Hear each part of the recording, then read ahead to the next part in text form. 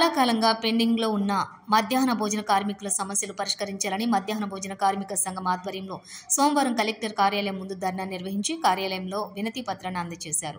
అనంతరం సంఘం ప్రధాన కార్యదర్శి గురజాల శ్రీధర్ మాట్లాడుతూ మధ్యాహ్న భోజనం పథకం బిల్లుల నిర్వహణ యాకూబేర్ నుండి మినహాయించాలని, పెండింగ్ బిల్లులు వేతనాలు వెంటనే విడుదల చేయాలని డిమాండ్ చేశారు. జిల్లా వ్యాప్తంగా అవసరమైన గ్యాస్ను ప్రతి పాఠశాలకు ఉచితంగా సరఫరా చేయాలని, ఎన్నికలలో ఇచ్చిన హామీ ప్రకారం 10,000 రూపాయల వేతనం పెంచి అమలు చేయాలని, మధ్యాహ్న భోజనం పథకం ప్రైవేటీకరణ ఆపాలని, నగదు బదిలీ నిర్ణయాన్ని ఉపసంహరించుకోవాలని ప్రభుత్వాన్ని కోరారు. ఈ కార్యక్రమంలో సిఐటియు జిల్లా అధ్యక్షులు ఎగమాటి ఎల్లారెడ్డి మరియు మధ్యాహ్న భోజన కార్మికులు బాలమణి, మ్యాకల కవిత, గడప సంధ్య, మేరుగు బాబాయ్, రెడ్డి మల్ల లక్ష్మి, కర్నె సంధ్య తదితరులు పాల్గొన్నారు.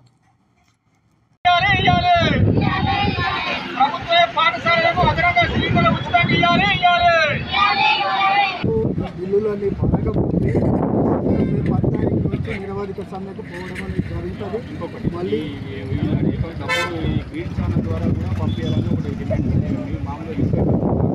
ఈరోజు మధ్యాహ్న భోజన కార్మికుల సమస్యలపై జిల్లా కలెక్టర్ ముందు ధర్నా కార్యక్రమం చేయడం అనేది జరుగుతుంది.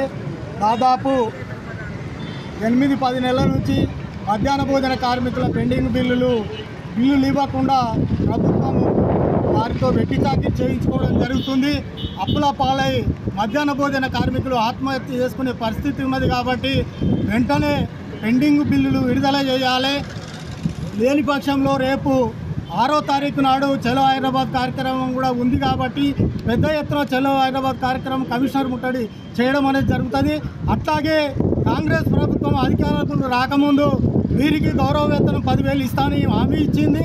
ఆ 10,000 వేతనం అమలు చేయాలని, అట్లాగే స్కూళ్ళల్లో వంటగదులకు లేని పరిస్థితి ఉన్నది, వంట సామాగ్రి కూడా లేని పరిస్థితి ఉన్నది. కాబట్టి ఈ ప్రభుత్వం వస్తే మార్పు జరుగుతుంది, కార్మికులందరికీ మేలు జరుగుతుందని అనుకుంటే ఈ ప్రభుత్వం కూడా పోయిన ప్రభుత్వం లెక్కనే చేయడం అనేది జరుగుతుంది. కాబట్టి వెంటనే వీళ్ళ పెండింగ్ బిల్లులు విడుదల చేయాలి. లేని పక్షంలో వంటలు బంద్ చేసి పూర్తి సమ్మెకు పోవడం అనేది జరుగుతుంది. కాబట్టి ప్రభుత్వము ఆలోచించి ఈ 10 రోజుల్లో ఇలా సమస్యలు పరిష్కరించాలి.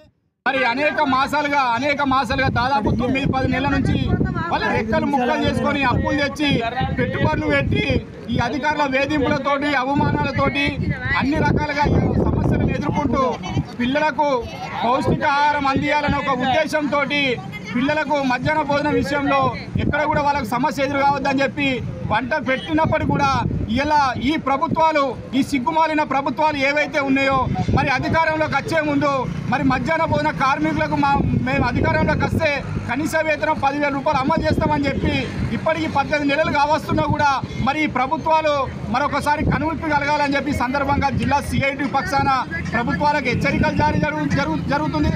మరి మీరిచ్చిన హామీ కూడా తుంగలో తొక్కి కనీసం వాళ్ళ పెండింగ్ బిల్లులు కూడా 2 నెలలకు ఒకసారి 3 నెలలకు విడుదల చేయకుండా నెలల తరబడి జాప్యం చేస్తే మరి ఇక్కడ ఈ ప్రభుత్వాలకు సూటిగా సిఐటి పక్షాన ప్రశ్నించడం జరుగుతుంది.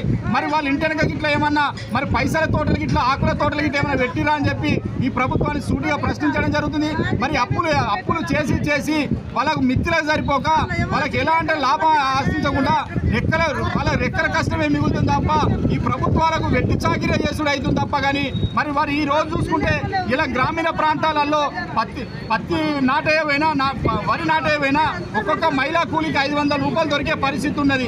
నెలకు చూసుకుంటే కనీసం 15,000 రూపాయలు సంపాదించే ఆదాయాన్ని పక్కన పెట్టి ఇలా ప్రభుత్వంలో పనిచేస్తే భవిష్యత్తులో మాకేదో భవిష్యత్తు ఉంటుంది, మాకు ఉద్యోగ భద్రత ఉంటుంది, ప్రమాద బీమా సౌకర్యం ఉంటుందని చెప్పి దూరదృష్టితోటి సంవత్సరాలు పనిచేస్తే వాళ్ళని ఒక బానిసగానే చూస్తుంది తప్ప ప్రభుత్వాలు మరి ఆఫీసులలో కూకుండే ఉద్యోగులకు మాత్రం లక్షల జీతం నెలగానే వారి అకౌంట్లకు వేస్తున్నారు. మరి మధ్యాహ్న భోజన కార్మికులు మరి ఏం పాపం చేసిరని చెప్పి సందర్భంగా ఇలా ఈ తెలంగాణ రాష్ట్రంలో అధికారంలోకి వచ్చిన కాంగ్రెస్ ప్రభుత్వాన్ని డిమాండ్ చేయడం